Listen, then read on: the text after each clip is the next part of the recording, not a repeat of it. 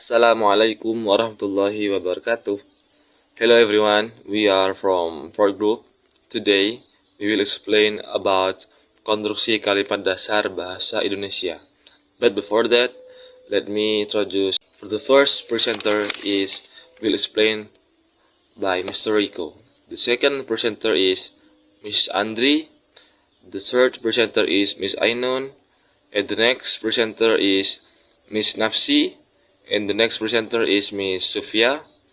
And the next presenter is Neng Afi. The next presenter is Miss Tarisa. And the last presenter is Miss Intan. Okay. And direct to the point. For the first slide, we'll explain by Mr. Rico. Time is yours. Assalamualaikum warahmatullahi wabarakatuh. Oke, baik, saya di sini akan langsung menjelaskan tentang SPOK. Yakni SPOK adalah kalimat dari singkatan unsur-unsur pembentuk kalimat dalam bahasa Indonesia, yakni ada S sebagai subjek, P sebagai predikat, O sebagai objek, dan K sebagai keterangan. Jadi subjek itu adalah suatu pelaku utama atau kata perseorangan di dalam suatu kalimat gitu. Jadi contohnya kayak subjek tuh kayak aku, kamu, dia, ataupun nama orang ataupun sebagainya sebagai pelaku utama di dalam suatu kalimat gitu. Predikat, jadi predikat itu adalah sebagai kata kerja ataupun menjelaskan suatu keadaan atau aktivitas seseorang gitu. Contoh kayak predikat itu kayak bekerja ataupun sebagainya. Jadi yang terakhir ada K, keterangan. Keterangan itu adalah suatu kalimat yang menerangkan tentang keadaan, tempat, ataupun waktu, yang dimana biasanya terletak di akhir sebagai pelengkap gitu. Jadi contoh keterangan itu kayak rumah sebagai kata keterangan untuk tempat ataupun kantor gitu. SPOPL adalah kalimat dalam susunan unsur kalimat dalam bahasa Indonesia yang terdiri dari S sebagai subjek, P sebagai predikat, O sebagai objek, dan PL sebagai pelengkap.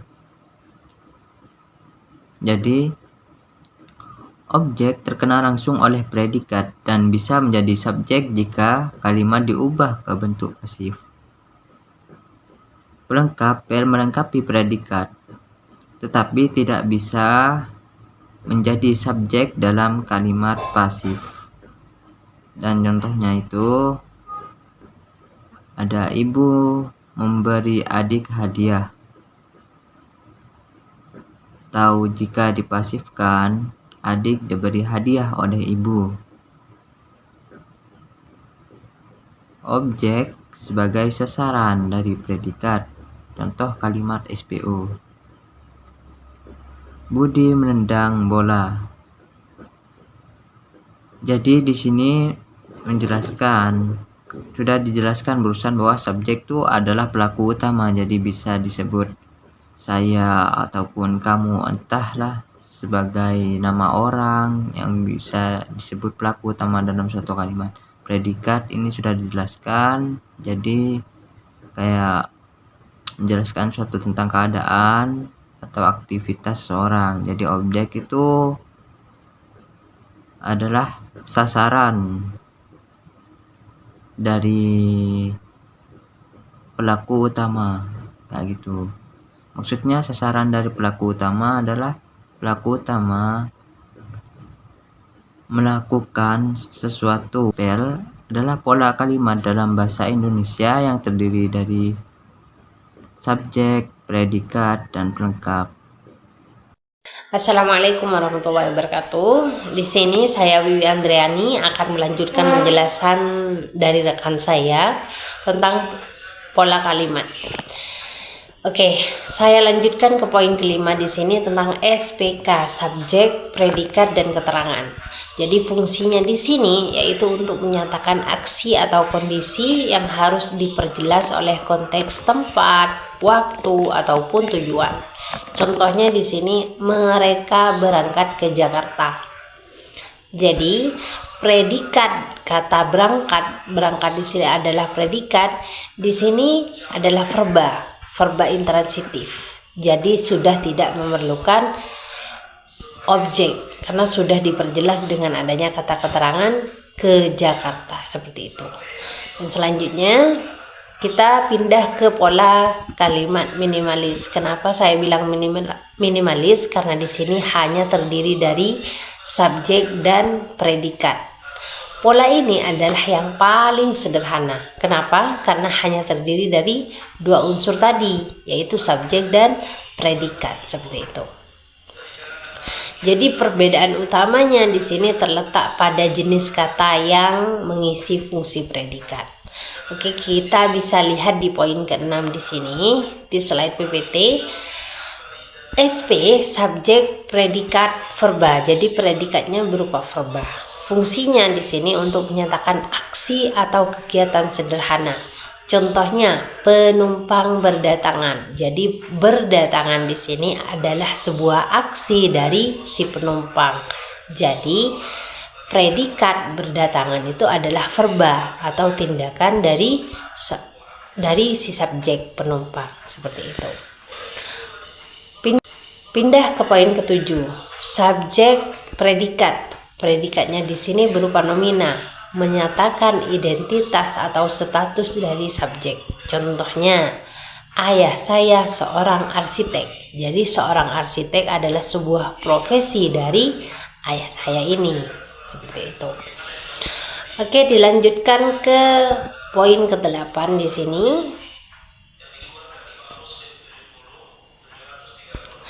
Yaitu predikatnya berupa adjektiva, yaitu kata sifat.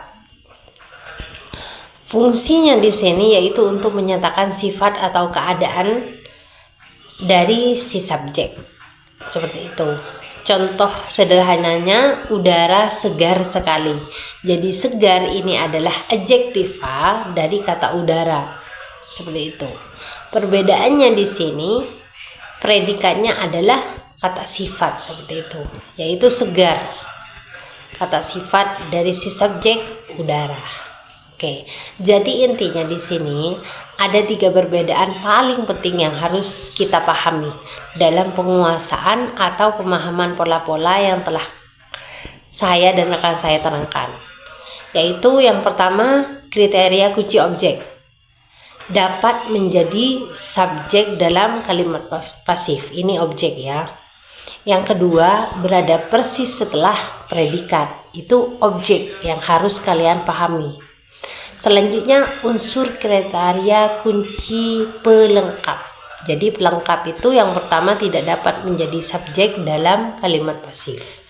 Dan yang kedua, pelengkap itu diperlukan untuk melengkapi makna verba intransitif atau transitif. Dan yang terakhir, yaitu unsur kriteria keterangan. Keterangan itu bersifat opsional atau sering kita dengar dengan kata mana suka. Dan yang kedua, posisinya sangat fleksibel, dapat pindah ke awal dan juga bisa ada di tengah. Oke.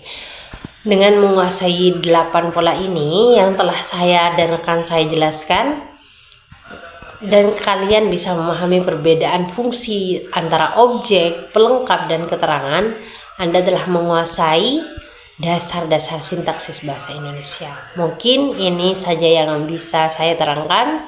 Selanjutnya akan dilanjutkan oleh rekan saya. Assalamualaikum warahmatullahi wabarakatuh. Well, I am as the third presenter. I would like to explain about kalimat gramatis beserta contoh-contoh kalimatnya. Oke, apa itu kalimat gramatis? Kalimat gramatis adalah kalimat yang mengikuti kaidah bahasa Indonesia secara tepat. Nah, yang dimaksud kaidah di sini adalah aturan pemakaian bahasa yang benar seperti tata bahasa, pilihan kata, ejaan, dan tanda baca. Setelah ini akan saya jelaskan satu persatu secara lebih mendetail dan rinci tentang apa itu tata bahasa, apa itu pilihan kata, apa itu ejaan, dan apa itu tanda baca.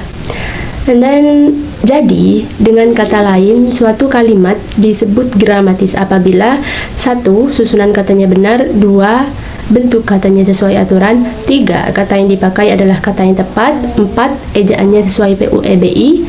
PUEBI ini adalah singkatan dari Pedoman Umum Ejaan Bahasa Indonesia. Dan yang terakhir yaitu tanda bacanya tepat. Jadi, kalimat yang tidak mengikuti aturan-aturan yang disebutkan tadi dianggap tidak gramatikal. Oke, lanjut pada pembahasan dan penjelasan tentang 4 aspek dasar yang menentukan kegramatikalan kalimat seperti yang sudah saya sebutkan sebelumnya. Kaidah bahasa ini mencakup 4 aspek dasar, 4 aspek utama. Yang pertama yaitu tata bahasa. Tata bahasa berkaitan dengan 2 hal. Yang pertama, susunan kalimat. Dalam susunan kalimat bahasa Indonesia harus terdapat atau harus ada subjek, predikat plus objek, dan bisa juga dilengkapi dengan keterangan apabila perlu. Nah, yang kedua, tata bahasa juga berkaitan dengan bentuk kata. Misalnya prefiks atau imbuhan me, di, ter, memper, dan sebagainya. Jika tata bahasa salah, maka kalimat akan jadi tidak jelas, tidak efektif, atau bahkan tidak bisa dipahami. Aspek yang kedua yaitu pilihan kata atau diksi. Pilihan kata yang digunakan harus tepat, sesuai konteks, tidak salah arti, dan tidak menggunakan bentuk yang tidak baku. Contoh, bilang lebih baik menggunakan kata mengatakan, kasih lebih baik menggunakan kata memberi, entar lebih baik menggunakan kata sebentar. Diksi ini menentukan profesionalitas dan kejelasan tulisan. Aspek yang selanjutnya yaitu ejaan, PUEBI. Ejaan ini menentukan cara penulisan huruf, penulisan kata, gabungan kata, dan unsur serapan. Contoh yang benar seperti misalnya analisis, sistem, objek, kualitas, bukan analisa, sistem, objek, kualitas, KWA. Contoh yang benar itu menggunakan KUALITAS, kualitas, bukan KWA LITAS. Jadi penulisan katanya harus benar, ejaannya harus benar. Lanjut, aspek yang terakhir dalam kaidah bahasa yaitu tanda baca. Tanda baca seperti titik, koma, titik dua, tanda kutip, dan sebagainya ini digunakan dalam bahasa tulis untuk membuat makna menjadi jelas. Nah, kesalahan tanda baca bisa mengubah makna kalimat. Maka dari itu 4 aspek yang saya sebutkan, yang saya jelaskan tadi, semuanya penting baik dalam penggunaan bahasa secara tulis maupun secara lisan.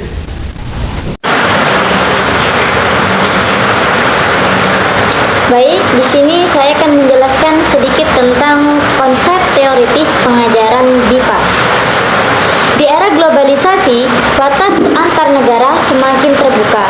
Teknologi informasi membuat dunia serasa seperti desa global, sehingga bahasa memiliki peran penting dalam komunikasi internasional. Bahasa Indonesia juga ikut bersaing dengan bahasa-bahasa lain di dunia. Kemudian dalam konteks pasar bebas dan interaksi global, bahasa Indonesia memiliki peluang besar untuk digunakan dalam perdagangan, pendidikan, hingga komunikasi digital. Namun, peluang itu hanya dapat dimanfaatkan jika mutu bahasa Indonesia sendiri dan mutu pengajarannya terus ditingkatkan, terutama melalui program bahasa Indonesia bagi penutur asing (BIPA). Oleh karena itu, pengajaran BIPA membutuhkan beberapa komponen penting. Apa itu? Yang pertama, kurikulum. Kurikulum harus mengikuti perkembangan zaman. Pembelajar dipandang sebagai subjek aktif, bukan objek. Pembelajaran harus berpusat pada kebutuhan pembelajar. Bahasa diajarkan secara utuh dan kontekstual sesuai penggunaan di kehidupan nyata. Kemudian yang kedua adalah bahan ajar. Bahan ajarnya itu harus disesuaikan dengan tujuan pembelajar, seperti untuk akademik, profesional, atau untuk wisata. Menggabungkan bahasa resmi dan tidak resmi. Kemudian tata bahasa dan ejaan terintegrasi dengan keterampilan menyimak, berbicara, membaca, dan menulis. Kemudian yang ketiga adalah tenaga pengajar. Kebutuhan pengajar BIPA semakin besar, baik di Indonesia maupun di luar negeri. Saat ini, pendidikan khusus pengajar BIPA masih sangat terbatas. Jadi, perlu pelatihan atau jalur pendidikan khusus agar kualitas pengajar terjamin. Kemudian yang keempat adalah sarana pembelajaran. Bahan ajar tidak cukup hanya berupa buku. Diperlukan media audio, video atau CD, room, hingga pemanfaatan internet. Konten harus menampilkan kekayaan budaya dan alam Indonesia. Assalamualaikum warahmatullahi wabarakatuh. Saya Sufiana Dia. Di sini saya sebagai pemateri kelima akan menjelaskan tentang konsep praktis. Yakni konsep praktis pengajaran BIPA adalah pendekatan pembelajar bahasa Indonesia bagi penutur asing yang berlangsung menekankan penggunaan bahasa dalam situasi nyata, bukan teori atau tata bahasa yang rumit. Jadi, konsep praktis pengajar BIPA itu maksudnya adalah cara mengajar bahasa Indonesia bagi penutur asing yang langsung fokus pada penggunaan bahasa dalam kehidupan sehari-hari. Jadi, bukan hanya teori atau tata bahasa, tetapi lebih kepada bagaimana mereka bisa memakai bahasa Indonesia untuk kebutuhan nyata. Di sini ciri-cirinya ada 5. Yang pertama, berbasis kebutuhan, yaitu materi disesuaikan dengan apa yang benar-benar dibutuhkan oleh pembelajar. Yang kedua yaitu bahasa fungsional, mengajarkan ungkapan yang langsung dipakai dalam interaksi sosial. Yang ketiga kontekstual, yaitu pembelajaran dikatakan dengan situasi nyata di Indonesia. Yang keempat, mengutamakan praktik, yaitu lebih banyak istilah bicara atau role play, simulasi atau kunjungan lapangan. Yang kelima yaitu interaksi budaya, yaitu mengenalkan norma sopan santun, kebiasaan masyarakat dan etika komunikasi di Indonesia. Oke, selanjutnya saya akan menjelaskan tentang pengajaran dan pembelajaran survival di Indonesia. Pada bagian ini kita akan membahas konsep praktis dalam pengajaran BIPA, khususnya tentang survival Indonesia. Jadi, survival Indonesia adalah pembelajaran bahasa Indonesia yang fokus pada kebutuhan dasar dan praktik, terutama bagi pembelajar asing yang hanya perlu mengenal bahasa untuk keperluan sehari-hari. Pendekatan yang digunakan bukan pendekatan normal, melainkan pendekatan fungsional yang langsung bisa dipakai dalam aktivitas mereka di Indonesia. Misalnya mahasiswa asing yang mengikuti program seperti COP atau Komunitas Outsourced Program di UK atau Petra Surabaya. Program ini berlangsung sekitar 6-8 minggu dan mahasiswa asing dari berbagai negara seperti Korea, Jepang, Hong Kong, Singapura, dan Belanda akan terjun langsung ke masyarakat bagaimana mahasiswa Indonesia. Karena mereka hidup dan berinteraksi langsung di desa, mereka membutuhkan kemampuan bahasa yang praktis. Contohnya seperti cara menyapa warga, membeli barang, bertanya arah, atau menjelaskan kebutuhan dasar. Jadi, tujuan utama pembelajaran survival Indonesia adalah membekali mereka dengan bahasa Indonesia yang sederhana namun fungsional, serta mengenalkan budaya masyarakat Indonesia, khususnya budaya pedesaan tempat mereka tinggal selama program berlangsung. Oke, itu saja penjelasan dari saya. Kurang lebihnya saya mohon maaf. Wassalamualaikum warahmatullahi wabarakatuh. Okay, Assalamualaikum warahmatullahi wabarakatuh. My name is Nur Afifah Aminasana, and here it is. I will explain the next explanation from Mbak Nadia. That is the point number 3 and number 4. And number 3 is about pengajaran dan pembelajaran pengenalan BI Bahasa Indonesia di tingkat taraf dasar, dan juga and for the number 4 is about pengajaran dan pembelajaran penguasaan BI atau bahasa Indonesia secara penuh. So in the point number 3 is about pengajaran dan pembelajaran pengenalan BI taraf dasar. Ini program BIPA tingkat dasar ini juga dibuat khusus untuk mahasiswa asing atau pelajar asing yang hanya belajar di Indonesia dalam waktu yang singkat, atau misal dalam waktu 1 semester, karena mereka itu juga harus mengambil mata kuliah lain sehingga waktu belajar bahasa Indonesia itu jadi terbatas. Oleh sebab itu, that's why materi yang diajarkan hanya dasar-dasarnya aja, seperti membaca, mendengarkan, berbicara, dan juga sedikit menulis. Selain belajar di kelas, mahasiswa itu juga diajak untuk praktikum dan wisata budaya. Agar mereka itu bisa melihat langsung bagaimana bahasa Indonesia itu digunakan dalam aktivitas sehari-hari atau dalam kehidupan sehari-hari.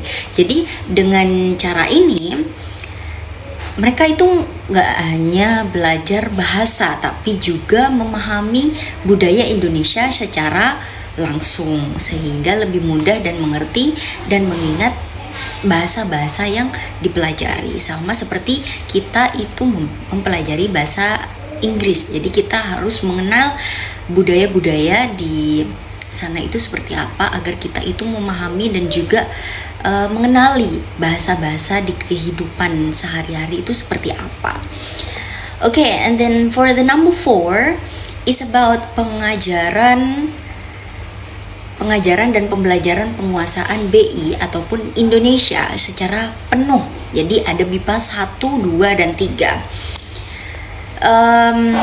Program BI secara penuh ini ditujukan bagi pelajar asing atau mahasiswa asing yang ingin benar-benar menguasai bahasa Indonesia secara mendalam. Bukan hanya bisa berbicara dasar, tapi juga pembelajarannya itu dibagi menjadi 3 tingkat. Ada tingkat pemula, menengah, dan lanjutan. Sehingga kemampuan mereka itu berkembang secara bertahap. Sama seperti halnya kita mempelajari bahasa Inggris. Jadi kita ada level basic, intermediate, dan advance. Di situ juga berlaku untuk pelajar asing yang menetap di Indonesia atau ingin mempelajari bahasa Indonesia lebih dalam. Jadi di situ ada tingkat-tingkatnya, ada tingkat pemula, menengah, dan juga lanjutan. Jadi ada tahap-tahapnya. Jadi peserta itu tidak hanya belajar cara bicara, tapi juga struktur kalimatnya seperti apa yang benar, cara menulis dan menyimak ataupun berdiskusi hingga itu menerjemahkan gitu. Jadi pembelajarannya itu juga disertai dengan praktikum, sama seperti taraf dasar tadi itu. Dan juga ada wisata budaya, agar mereka itu memahami penggunaan bahasa Indonesia dalam kehidupan nyata atau kehidupan sehari-hari. Metodenya apa? Metodenya itu dengan komunikatif, tetap menggunakan komunikatif, namun tidak mengabaikan aturan dari tata bahasa Indonesia itu sendiri. Jadi pengajar akan melatih siswa menggunakan pola-pola kalimat yang sering dipakai, lalu membantu para peserta didik itu membuat kalimat sendiri. Jadi hal ini itu membuat peserta itu lebih percaya diri saat berkomunikasi gitu. Jadi di sini difokuskan untuk praktek, karena juga praktek itu sangat berpengaruh saat kita mempelajari suatu bahasa. Jadi selain bahasa Indonesia yang baku itu, peserta juga dikenalkan pada ragam bahasa daerah dan budaya lokal. Supaya apa? Supaya mereka itu tidak kaget ketika mendengar bahasa yang sedikit berbeda di masyarakat. Dengan begitu, pembelajaran itu menjadi lebih realistis, bermakna, dan juga kontekstual. Jadi di 2 poin ini, di tingkat taraf dasar dan juga taraf secara penuh, itu ada durasi-durasinya. Kalau di taraf dasar itu mahasiswanya ataupun peserta didiknya itu memiliki durasi belajar yang berbeda-beda. Di buku yang sudah di-share oleh Mem Endang itu sudah disertakan, di situ ada seperti modul ataupun jadwal pembelajaran BIPA di tingkat taraf dasar dan juga secara penuh itu seperti apa. Okay, that's all from me. Thank you very much for your nice attention. Thank you for listening my explanation. Assalamualaikum warahmatullahi wabarakatuh. Assalamualaikum warahmatullahi wabarakatuh. Di sini saya sebagai pemateri ke-7 akan menjelaskan tentang pengertian evaluasi BIPA dan tujuan evaluasi pembelajaran BIPA. Evaluasi BIPA adalah sebuah proses untuk memperoleh informasi tentang pencapaian hasil belajar, baik yang ditentukan secara kuantitatif maupun kualitatif. Evaluasi dilakukan dengan 2 pendekatan, kuantitatif dan kualitatif. Karena kemampuan berbahasa tidak dapat dinilai hanya dari satu jenis data saja, pendekatan kuantitatif digunakan untuk memberikan penilaian yang bersifat terukur, objektif, dan dapat dibandingkan. Misalnya, melalui tes pilihan ganda, nilai tugas, atau skor kemampuan membaca dan menulis. Sementara itu, pendekatan kualitatif diperlukan karena beberapa aspek kemampuan berbahasa, seperti kelancaran berbicara, sikap belajar, penggunaan bahasa dalam konteks budaya, serta kemampuan memahami makna implisit lebih tepat dinilai melalui observasi, wawancara, atau penilaian performa. Selanjutnya yaitu tujuan evaluasi pembelajaran BIPA. Yang pertama di sini mendeskripsikan kemampuan belajar siswa setelah mengikuti program BIPA dengan fokus belajar tertentu. Tujuan ini berarti evaluasi digunakan untuk melihat dan menjelaskan kemampuan apa saja sih yang sudah dikuasai siswa setelah mereka mengikuti program BIPA. Jadi setelah pembelajaran selesai itu kita menggambarkan perkembangan siswa sesuai fokus belajarnya. Misalnya kemampuan berbicara, memahami percakapan, membaca teks atau menulis dalam bahasa Indonesia. Yang kedua yaitu mengetahui tingkat keberhasilan PBM sebagai sebuah proses akademik yang dilakukan oleh guru dan pembelajaran dalam satu setting pembelajaran yang direncanakan. Tujuan ini untuk mengetahui apakah PBM, proses belajar mengajar yang dilakukan guru dan siswa sudah berhasil atau belum sih. Jadi kita bukan cuma menilai siswanya, tapi juga melihat apakah cara mengajarnya sudah cocok, apakah materinya sudah pas, dan apakah kegiatan di kelas berjalan sesuai rencana. Seperti itu. Dan yang ketiga, menentukan tidak lanjut hasil penilaian terhadap pembelajaran BIPA. Tujuan ini dipakai untuk menentukan langkah selanjutnya. Misalnya, siswa perlu tambahan latihan, perlu penguatan materi, atau sudah siap naik level. Jadi hasil evaluasi langsung dipakai untuk memperbaiki pembelajaran. Dan yang terakhir, memberikan pertanggungjawaban accountability terhadap pembelajaran dan juga pihak yang berkepentingan tentang pelaksanaan proses pembelajaran yang sudah dijalani. Memberikan pertanggungjawaban atau accountability berarti menunjukkan secara jelas kepada pembelajar atau pihak terkait bahwa proses dan hasil pembelajaran sudah sesuai rencana, sehingga semua pihak bisa melihat apakah program berjalan efektif dan transparan. Cukup sekian penjelasan dari saya. Terima kasih. Wassalamualaikum warahmatullahi wabarakatuh. Baik, saya akan melanjutkan tentang fungsi evaluasi BIPA. Jadi, evaluasi dalam pembelajaran BIPA memiliki beberapa fungsi. Nah, sederhananya itu evaluasi digunakan untuk mengetahui kemampuan siswa dan memastikan proses belajar berjalan dengan baik. Nah, adapun fungsi-fungsinya ialah yang pertama itu ada fungsi selektif. Nah, fungsi ini digunakan ketika kita ingin memilih orang yang paling cocok atau yang paling bagus nilainya. Contoh sederhananya itu ketika jika ada perusahaan yang ingin mempekerjakan orang asing. Nah, mereka melakukan tes bahasa Indonesia untuk memilih siapa yang kemampuan bahasanya paling baik. Jadi, evaluasi ini selektif membantu proses penyaringan. Lalu yang kedua, ada fungsi diagnostik. Nah, fungsi ini digunakan untuk mengetahui di mana letak kesulitan siswa. Nah, contohnya itu ketika guru ingin tahu pelajaran mana nih yang sulit. Nah, setelah diuji, ternyata banyak siswa kesulitan menggunakan imbuhan. Nah, ini contohnya saja ya. Jadi, guru bisa memberikan latihan tambahan pada bagian itu, seperti itu.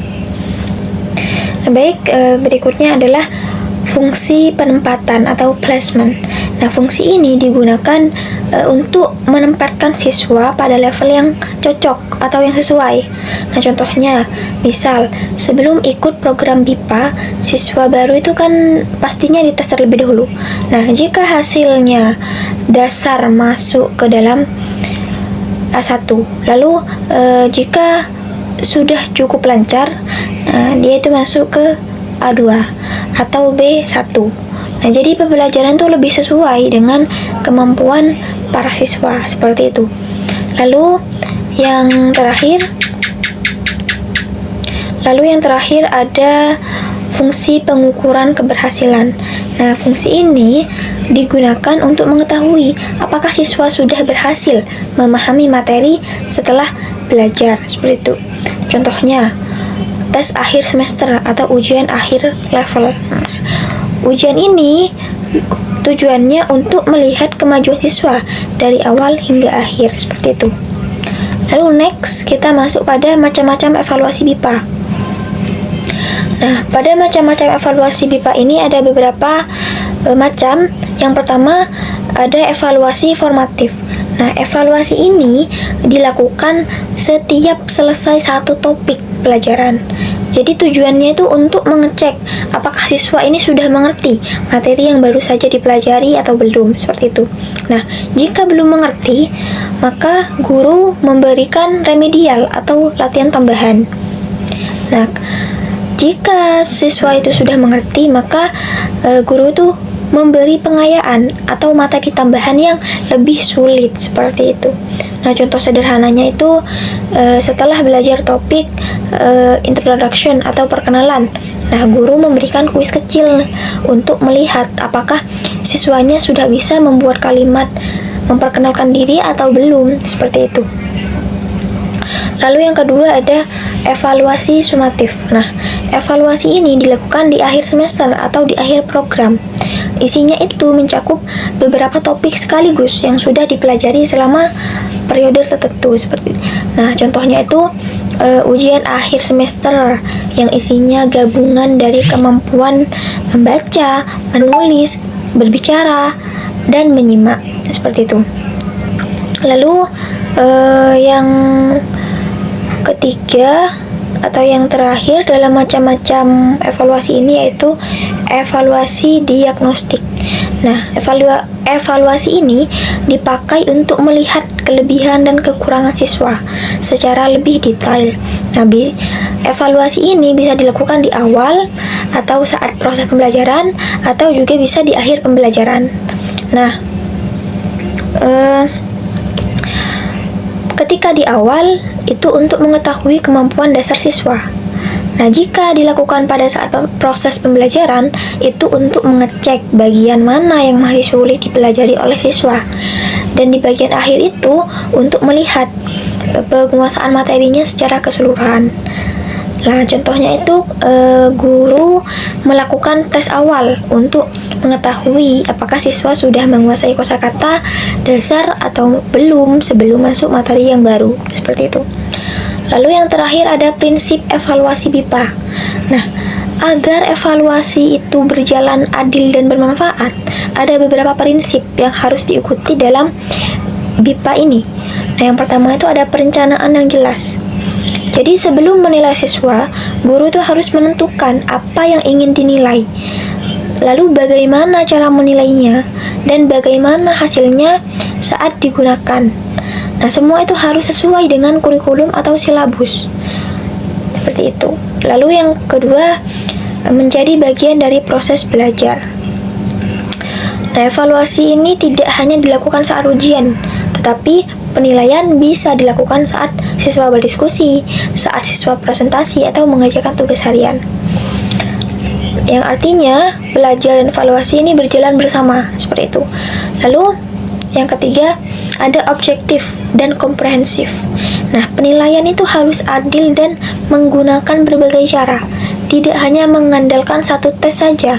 Misalnya, tes tulis, observasi saat berbicara, tugas proyek, atau portofolio. Nah, tujuannya itu hasil penilaian itu lebih lengkap dan tidak bias, seperti itu. Nah, untuk yang terakhir itu ada tindak lanjut. Nah, setelah evaluasi selesai, hasilnya tidak boleh dibiarkan begitu saja. Jadi, guru itu harus memberikan remedial untuk siswa yang belum memahami pembelajaran dan pengayaan untuk siswa yang sudah mencapai standar kemampuannya, seperti itu. Mungkin cukup itu saja yang bisa saya sampaikan. Saya kembalikan pada moderator. Terima kasih. Okay, maybe just that all from us. We are so sorry for making mistake. At the last we say, Assalamualaikum warahmatullahi wabarakatuh.